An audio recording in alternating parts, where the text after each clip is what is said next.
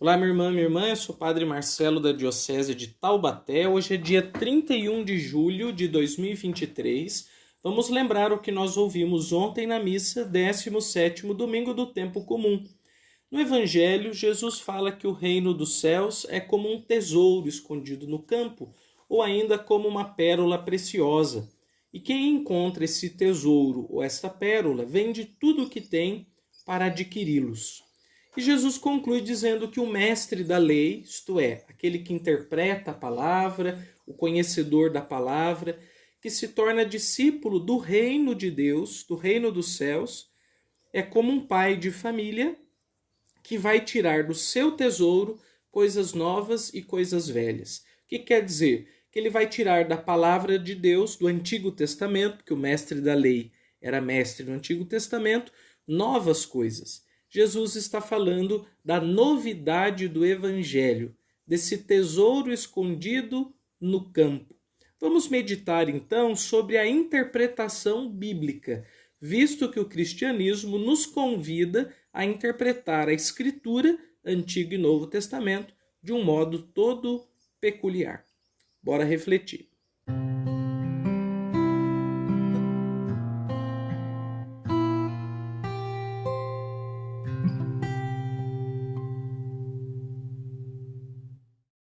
Eu vou dividir a minha reflexão em 3 momentos. Num primeiro momento, vamos explicar o que é interpretação. Num segundo momento, vamos falar sobre a interpretação bíblica e sobre os 4 tipos clássicos de interpretação bíblica. E num terceiro momento, vamos falar a partir de 3 quadros de São Jerônimo, que foi o santo que traduziu a Bíblia do grego e do hebraico para o latim, que à época dele era a língua popular. Usando 3 imagens de São Jerônimo, vou falar um pouco sobre os 3 impactos da interpretação bíblica. Então vamos lá. Primeiro ponto, o que é interpretação? Todo texto ele exige, quando da sua leitura, um exercício pelo qual a gente extraia os seus significados. Nas teorias de linguagem, a gente faz uma distinção de signo ou sinal e dos conteúdos por trás desse signo. Então, por exemplo, quando a gente está no trânsito, nós temos o sinal de trânsito, que ele tem lá o semáforo, 3 cores, vermelho, amarelo e verde. E cada uma dessas cores é um signo. Ela é um sinal, uma marca. E esta marca tem um significado por trás. O vermelho significa que é preciso parar, o amarelo que é preciso ter atenção e o verde que é possível prosseguir. Do mesmo modo, quando a gente pega um texto, a gente está diante de uma série de marcações, de signos que estão ali no papel. Só que por trás dessas palavras escritas, desses signos escritos, tem conteúdos. E esses conteúdos não são óbvios, não são autoexplicativos, não estão dados de bandeja. Nós precisamos interpretar o texto. Por isso que desde o ensino fundamental, nós, nas aulas de português, praticávamos exercícios de interpretação de texto. Tinha que ler lá um texto de 1 página ou 2, e depois tinha que responder um certo questionário. Quem são os personagens? O que está acontecendo no texto? Qual é o fato principal? E a partir ali de uma leitura um pouco mais atenta, tentávamos descobrir quais os sentidos por trás daquele texto. Bem, pensando na igreja, nós podemos dizer 2 coisas a respeito da interpretação. A primeira coisa é que a própria igreja ela é viva, ela é dinâmica por conta da interpretação. Nós temos 2000 anos de história e nesses 2000 anos nós vemos um fluxo de interpretações. De modo que no primeiro século nós temos um tipo de cristianismo que era dado por conta da interpretação daquele momento. No século VII, nós temos outro tipo de cristianismo, porque já havia um avanço na história, na cultura, novas relações do cristianismo com a história, novos contatos com a cultura, filosofia. Era um outro tipo de cristianismo que estava sendo proposto. Claro, o núcleo central do cristianismo, a fé em Jesus Cristo, na salvação, isso é constante. Mas os modos como nós compreendemos e interpretamos são históricos, localizados no tempo. Passa-se o tempo e a gente muda interpretações, ainda que alguns dados fundamentais permaneçam. No século XIII foi diferente, século XVI foi outra coisa, século XX outra, e agora nós estamos no século XXI. E nós estamos interpretando e reinterpretando a Bíblia e a nossa fé. Então a primeira coisa que eu diria sobre a interpretação e a igreja é: a igreja tem durado nesses 2000 anos de história, além de contar com a graça do Espírito Santo, é claro, mas ela tem durado por conta da sua reinterpretação. Porque é na interpretação que nós renovamos a alma, o sentido do cristianismo, da nossa fé, da nossa igreja. E uma segunda observação é também a Bíblia, a palavra de Deus, que nós cremos que tem ali a revelação do Senhor para nós, ela também só segue viva e eficaz por conta do nosso empenho interpretativo. Porque o Espírito Santo, é claro que ele vai agir para renovar a nossa compreensão das coisas, mas ele não age sem o nosso auxílio. O Espírito Santo não age sem a nossa parte nesse empenho de entender a palavra de Deus.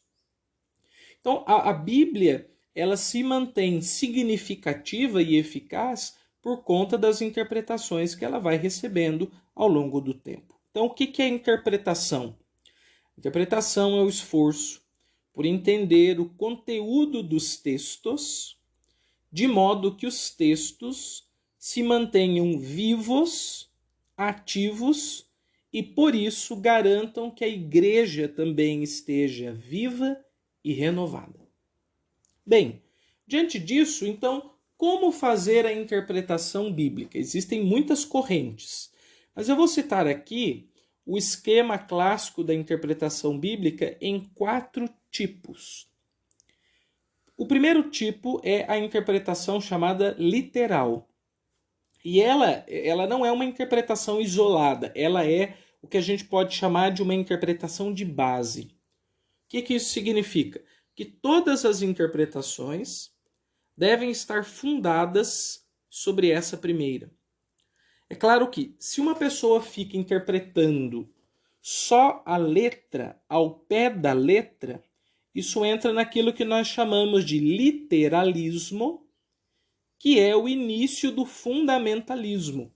Quando alguém leva a palavra ao pé da letra sem nenhum tipo de interpretação. Na verdade, não é nenhuma interpretação, é uma leitura seca.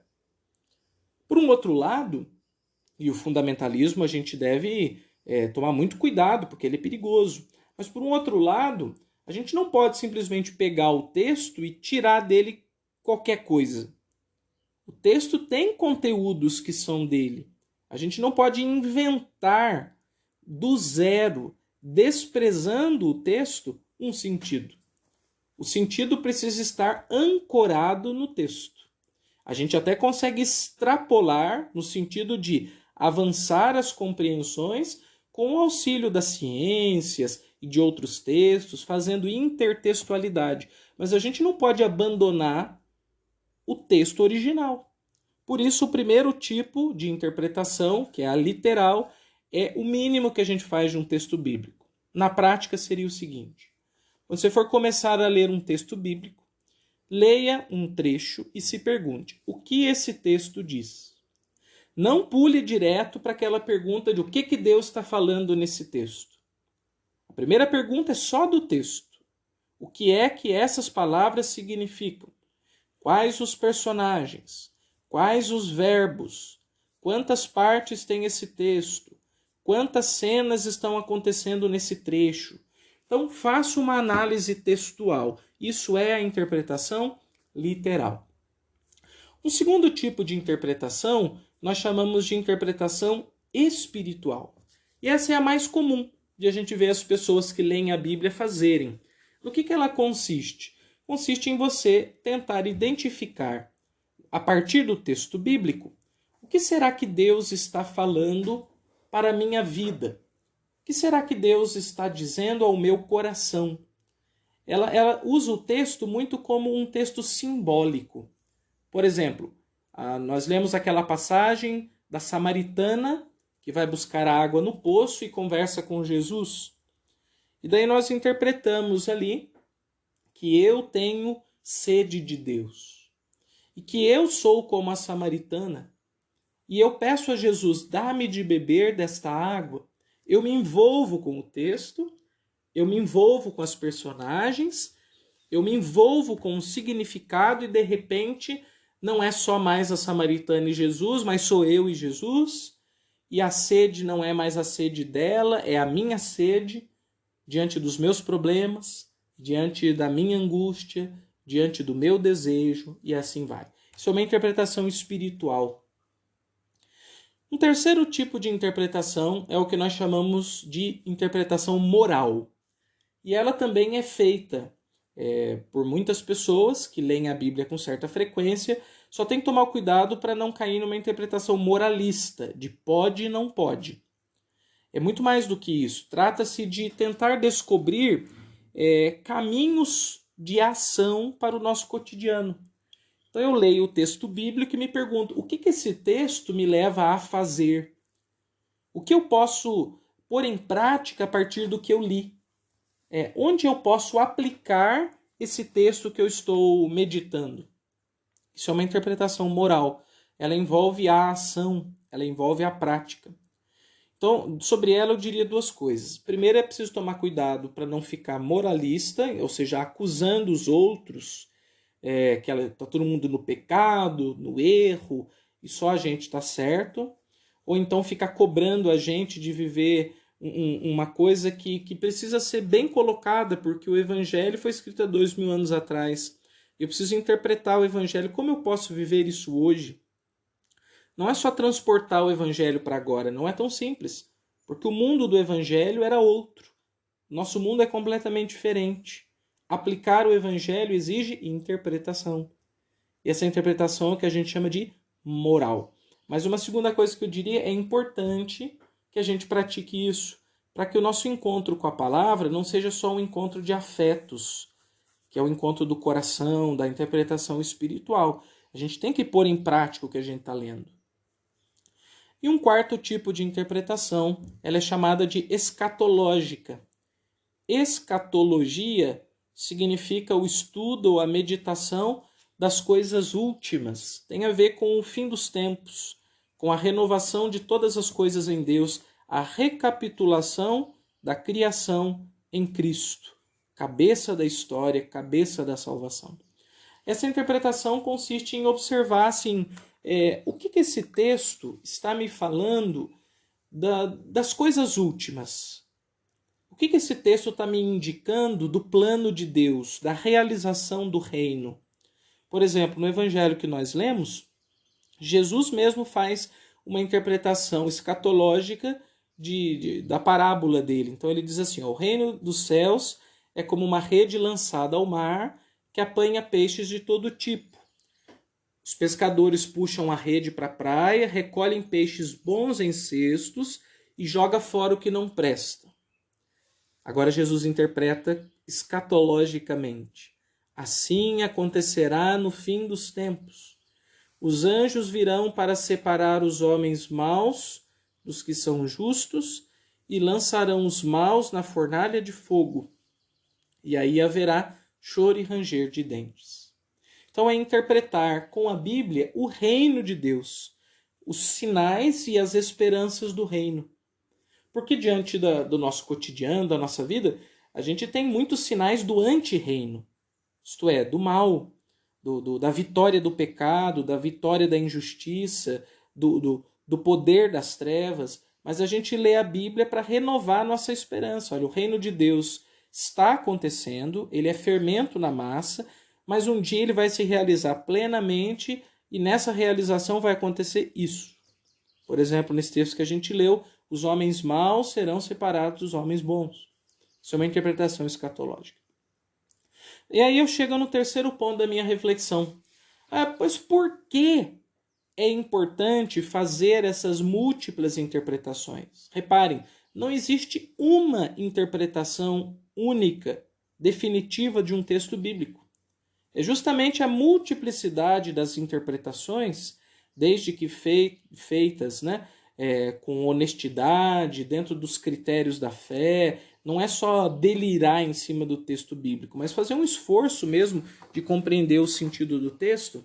Todas essas interpretações são legítimas, válidas, e como eu dizia no começo, são elas que garantem a vitalidade da palavra e a vitalidade da própria igreja.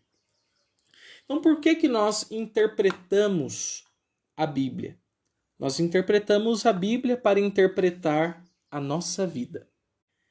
Agora eu vou usar 3 imagens de São Jerônimo, 3 pinturas, uma do século XV, uma do século XVI e uma do século XVII, para ilustrar, melhor dizendo, como é que a Bíblia ajuda a interpretar a vida. Então vamos lá. A primeira pintura do século XV, que mostra São Jerônimo num estúdio, uma sala de estudos. Ela foi pintada no século XV, por Jan van Eyck. E a imagem é a seguinte. Está um homem sentado numa escrivaninha, vestido com trajes de cardeal, todo de vermelho.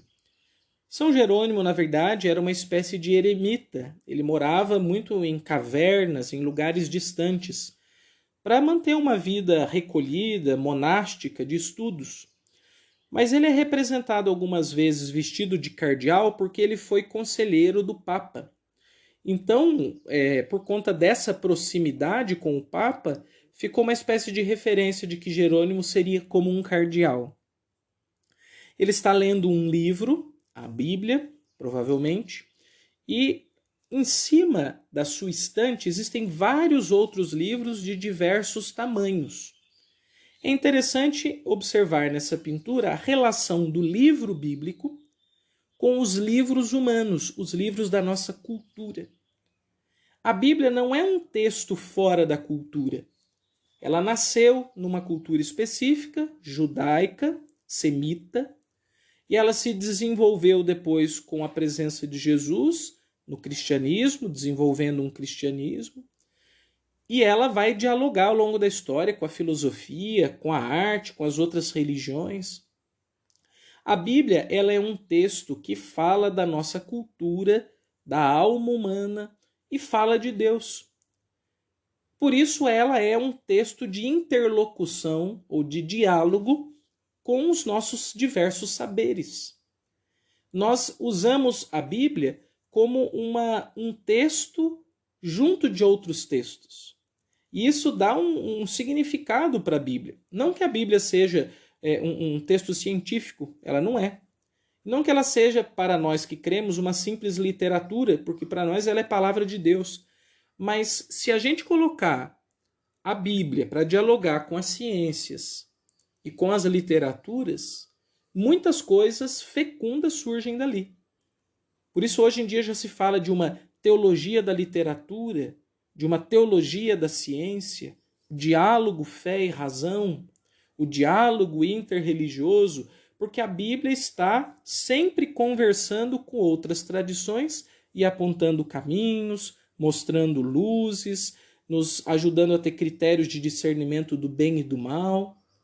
A interpretação bíblica acompanha a interpretação da cultura. Essa é a primeira imagem. A segunda imagem, ela é do século XVI, ela foi pintada por Federico Barotti. E ela mostra São Jerônimo numa caverna, e nessa caverna ele está meio que deitado, está ajoelhado, e com o seu braço ele se inclina, se deita sobre o texto bíblico. Na sua mão ele traz uma imagem de Jesus crucificado. E ele está ali como que conversando com Jesus crucificado, inclinado sobre o texto bíblico. Nós interpretamos a Bíblia para interpretar Deus. Porque Deus não é uma coisa óbvia, não. A experiência do sagrado é uma experiência que envolve muitos fatores. E mesmo nós que cremos em Jesus, que nos relacionamos com Ele pela oração, é difícil às vezes entender o que quer Deus, quem é Deus. Então a Sagrada Escritura nos ajuda nessa outra interlocução, que é dialogar sobre Deus diretamente e dialogar com Deus. Por isso, os textos espirituais, os manuais de espiritualidade, de oração, dizem que o texto bíblico é fundamental para aquele que quer rezar, ter uma vida de oração. Porque na oração eu falo para Deus, mas na Bíblia Deus fala para mim. Então é importante sempre rezar com a Bíblia por perto, porque nela nós encontramos muitas palavras que nos orientam no discernimento dos espíritos, no encontro da vontade de Deus, na descoberta da nossa vocação, no fortalecimento da nossa fé. A Bíblia ajuda a interpretar a vida espiritual. E a terceira imagem, essa do século XVII, ela é uma imagem de São Jerônimo, com o livro da Bíblia na mão aberto, e ele meio inclinado sobre uma mesa, e nessa mesa existe um crânio. Esse crânio representa a nossa condição humana, nossa condição mortal. Ele aparece na pintura religiosa em várias circunstâncias, por exemplo, aos pés de São Francisco de Assis, a irmã morte. Porque Jerônimo conversa, porque a impressão que dá é que com o olhar dele voltado para o crânio, é que ele está conversando com ele. Porque a Bíblia dialoga com a nossa condição humana. É bem interessante, né? Eu me lembro quando eu era mais novo, antes de entrar para o seminário, que eu tinha às vezes uma impressão ruim da Bíblia, porque a Bíblia ela apresentava assim, muitas coisas confusas, brigas humanas, guerras. Eu falava, como é que isso aqui pode ser de Deus? E aí que está o interessante, porque Deus entra na confusão humana. E a Bíblia é simultaneamente um livro humano e um livro divino. E justamente por manter essas duas naturezas, de humana e divina, é que a Bíblia tem algo a dizer para nós. Porque ela fala da nossa história. Os textos bíblicos e as suas confusões, as suas dificuldades, as suas loucuras, os seus pecados, porque ali tem seres humanos de todos os tipos nos personagens bíblicos. Misturados com o agir de Deus, a aliança, a misericórdia, a glória, a santidade, isso nos revela que Deus está misturado com a vida humana. E que Deus está falando para a nossa realidade humana. Interpretar a Bíblia nos ajuda a interpretar aquilo que nós somos. Então, em síntese, interpretamos a Bíblia para interpretar pelo menos 3 coisas: a nossa cultura, a vida espiritual e a condição humana, que é a nossa condição.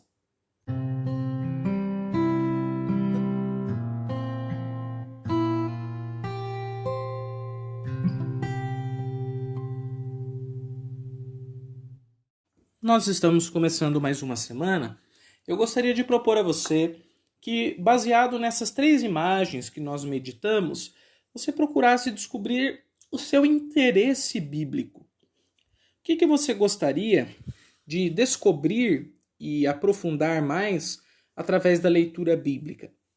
Você gostaria de conhecer mais diretamente as coisas de Deus, interpretar a vida espiritual? Você gostaria de entender melhor a vida humana, o ser humano, a condição que somos? Ou você gostaria de dialogar a fé com as nossas mentalidades, culturas, tradições, dialogar a Bíblia com as ciências e os saberes? Veja, existem muitos modos de ler a Bíblia. Procure os seus, aprenda mais, aprofunde-se, faça da Bíblia sua companheira e, sobretudo, não leia apenas por ler, mas leia para interpretar as realidades que fazem parte do nosso viver. Te desejo uma boa semana e até a próxima com mais um Ontem na Missa. Até logo, pessoal!